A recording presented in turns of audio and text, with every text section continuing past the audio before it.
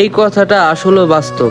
যখন বান্দার পাশে কেউ থাকে না, তখন থাকে তার রব, স্বয়ং আল্লাহ তাআলা। তাই তো আল্লাহ তাআলা নিজ কুদরতি ধারা বান্দাকে সহযোগিতা করতেছে।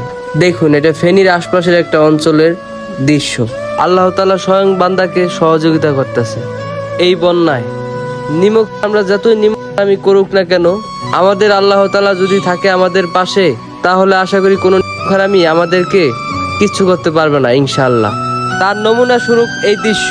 দোয়া করি বন্যা ক্ষতিগ্রস্ত যে ভাইরা আছে, অতি শীঘ্রই যেন সবকিছু ঠিকঠাক হয়ে যায়। হে আল্লাহ, তুমি এদের পাশে দাঁড়াইও আল্লাহ। আমরা আমাদের, এদেশ আমাদের, আশপাশের দেশের মানুষের ষড়যন্ত্রে আমার ভাই দুঃখে কাটবে আর আমরা সুখে এদিকে থাকবো, এটা কখনোই চাই না।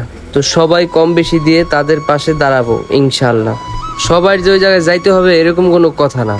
আমাদের দেশে অনেক জায়গায় বক্স নিয়ে ভাইরা যায়।